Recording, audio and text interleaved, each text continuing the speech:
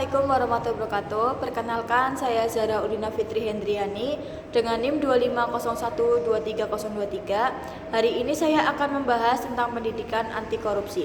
Khususnya salah satu bentuk korupsi yang sering terjadi yaitu suap. Suap bisa terjadi di mana saja, bahkan hal-hal kecil sehari-hari dan sangat merugikan banyak pihak. Yuk kita bahas lebih jelas. Jadi suap itu adalah ketika seseorang memberikan uang, hadiah, atau fasilitas tertentu agar orang lain melakukan sesuatu yang menguntungkan pemberi suap secara tidak sah. Misalnya seorang pegawai diberi uang supaya mempercepat proses izin, padahal ada prosedur resmi yang harus diikuti.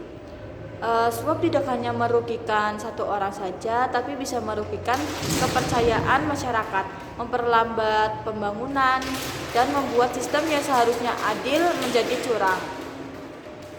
Supaya lebih mudah dipahami, bayangkan aja situasinya itu begini. Seorang siswa mencoba memberikan hadiah atau uang kepada seorang guru agar nilainya itu bisa naik. Walaupun terlihat kecil, itu termasuk suap dan merugikan siswa lain yang memang sudah belajar dengan jujur. Contoh lain adalah ketika pejabat menerima uang untuk mempercepat proyek pembangunan, padahal kualitasnya itu buruk. Akibatnya masyarakat yang akan rugi dan proyek yang seharusnya bermanfaat untuk banyak orang menjadi sia-sia. Dari contoh ini kita juga bisa lihat bahwa suap bisa terjadi di berbagai tingkatan, dari hal yang kecil sampai yang besar. Suap bukan hanya soal uang, tapi juga soal integritas dan kepercayaan. Ketika suap terjadi, masyarakat kehilangan kepercayaan terhadap sistem pemerintah. Selain itu, suap memperlambat kemajuan negara karena keputusan penting dibuat untuk berdasarkan aturan atau kualitas. Tapi karena uang.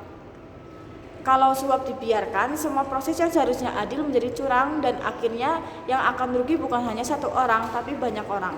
Lalu bagaimana kita bisa menghindari suap itu? Pertama, selalu menolak secara tegas ketika ada yang menawarkan suap. Kedua, memahami aturan yang berlaku supaya kita tidak tergoda untuk menyuap atau disuap. Ketiga, menemukan praktik suap, laporkan kepada pihak yang berwenang. Dengan begitu, kita membantu menciptakan lingkungan yang jujur, adil, dan bertanggung jawab. Ingat, menolak suap bukan hanya soal hukum, tapi juga soal membangun karakter dan integritas diri sendiri. Jadi teman-teman, suap itu sangat berbahaya dan merugikan banyak pihak.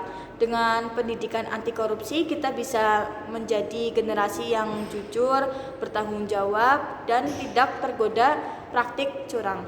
Mulai dari diri sendiri, jangan mau suap dan jangan menyuap orang lain.